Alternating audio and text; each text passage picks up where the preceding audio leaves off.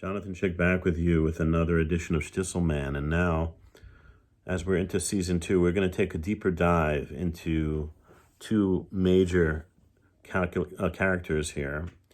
This will span episodes 1 really through 3. So again, there's no spoilers here. So if you're following along and watching the episodes along with me, then you have nothing to worry about a spoiler. But there's no question that their relationship does develop even further as we go along in the seasons. But for now, I want to turn your attention to the communication and marriage situation between Gitty and Lippe, and what might have caused some of Lippe's angst and breaches. And in fact, it's easy to point a finger at Lippe, but if you investigate it further, I would suggest that there is a lot that Gitty has done on her end that might have caused this. Now, it's always two to tango in any marriage situation, and a lot of work that I do in my professional life is around communication.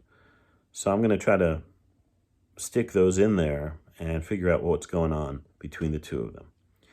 So if we get back to season 1 and we see that Lippe went off to Argentina to make a living for his family, and something happened there, whether it was an affair, whether it was a crisis of faith, a personal crisis, we don't know.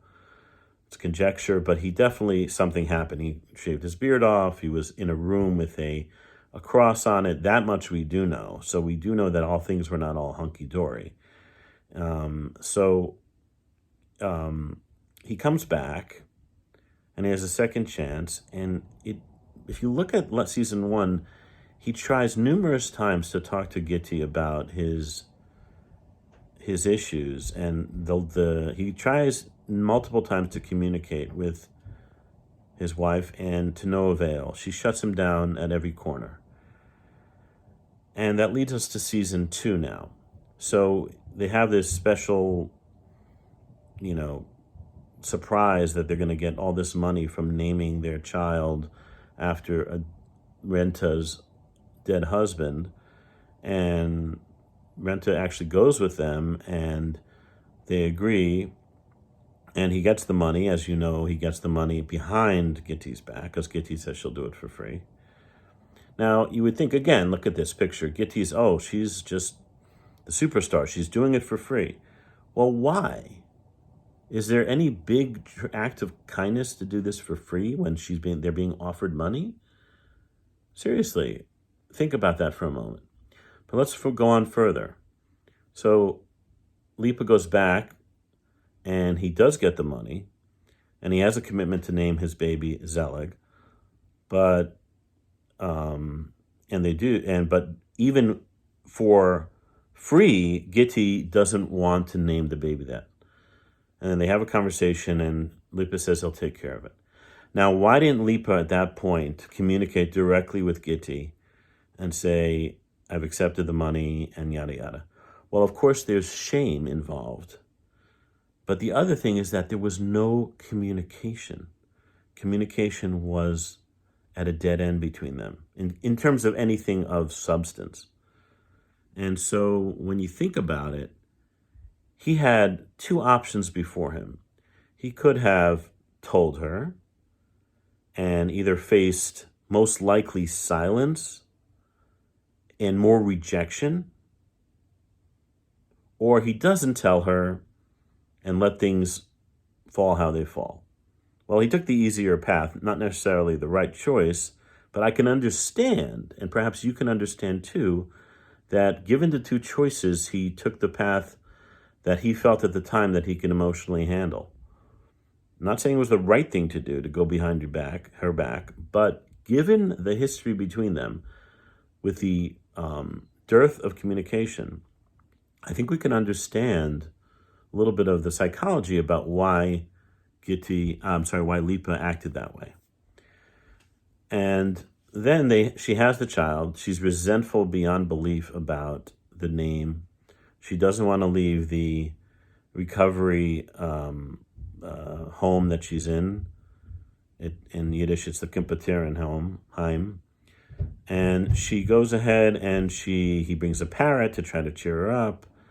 He finally sends the children over, gets her back, but as we can see, the relationship has soured, perhaps to a point of no repair.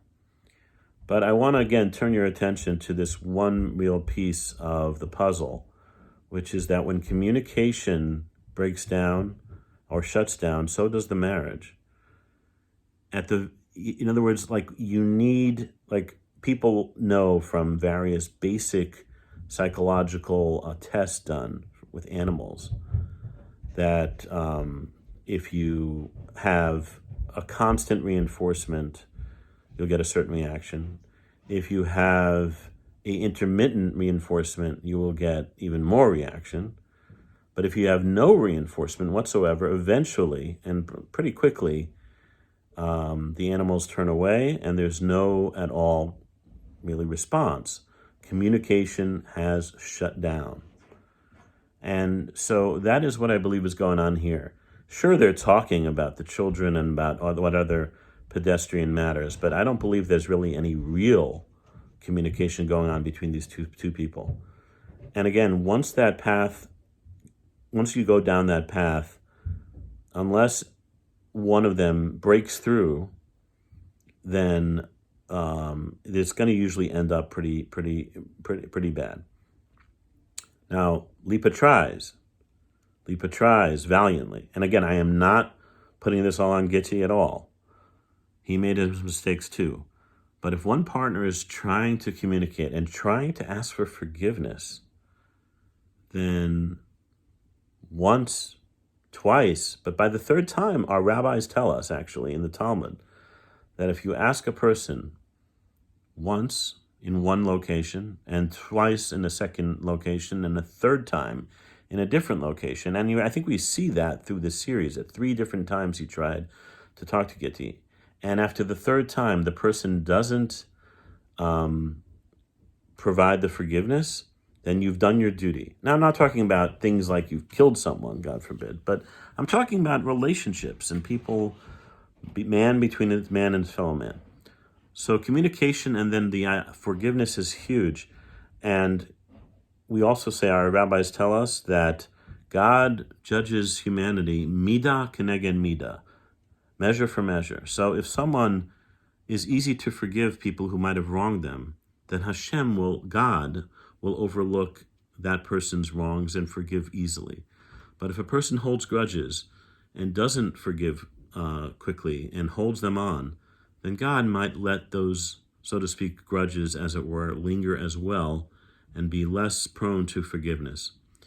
So as we analyze Gitty and Lippe deeper, we see that this dynamic is very rich and very, very multifaceted. And at the end of the day, it's about communication. Communication is key, and it was missing and has been missing for some time in their relationship up to this point. We'll be back with more Shtisel Man next time. Don't forget to subscribe, and all the best.